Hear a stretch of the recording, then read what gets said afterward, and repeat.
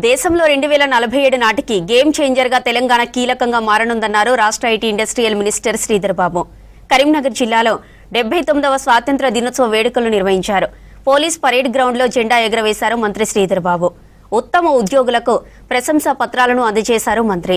2035 నాటికి $1 ట్రిలియన్ ఆర్థిక వ్యవస్థగా తెలంగాణ నిలుస్తోందన్నారు. గత పాలకులు చేసిన తప్పిదాలను సరిదిద్దుతున్నామన్నారు. సంక్షేమ పథకాలతో రాష్ట్రాభివృద్ధికి పాటుపడుతున్నామన్నారు మంత్రి శ్రీధర్ బాబు. పాలకుల నిర్లక్ష్యంతో జరిగిన నష్టాన్ని భర్తీ చేస్తూనే శాశ్వత హక్కుల సాధనలో విజయం సాధించలేమన్న ప్రభుత్వం వ్యూహాత్మక ప్రణాళికలో పనిచేస్తూ ఉంది. 2047 నాటికి భారతదేశ ముఖ చిత్రాన్ని మార్చే గేమ్ చేంజర్ పాత్రలో తెలంగాణ కీలకంగా ఉండాలన్న సంకల్పం మాది. ఈ సంకల్పానికి దార్శనిక పత్రమే తెలంగాణ రైజింగ్ 2047. 2035 నాటికి $1 ట్రిలియన్ ఆర్థిక వ్యవస్థగా, 2047 నాటికి $3 ట్రిలియన్ల ఆర్థిక వ్యవస్థగా తెలంగాణను మార్చే మహత్తర లక్ష్య పత్రంగా తెలంగాణ రైజింగ్ 2047 ఉంటుంది.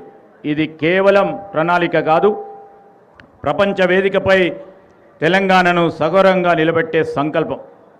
స్వాతంత్ర దినోత్సవం పురస్కరించుకొని మన జిల్లాలో అమలు చేస్తూ ఉన్న వివిధ అభివృద్ధి సంక్షేమ కార్యక్రమాలని ఈ సందర్భంలో మీకు ముందు ఉంచుతూ ఉన్నాను. మహాలక్ష్మి పథకం కింద జిల్లాలో 9 డిసెంబర్ 2023న ప్రారంభించిన మహిళలకి ఉచిత బస్సు రవాణా సౌకర్యాన్ని ఇప్పటివరకు 4,97,00,000 మంది మహిళలు వినియోగించుకుంటున్నారు. తద్వారా 208,57,00,000 రూపాయలు లబ్ధి పొందారు.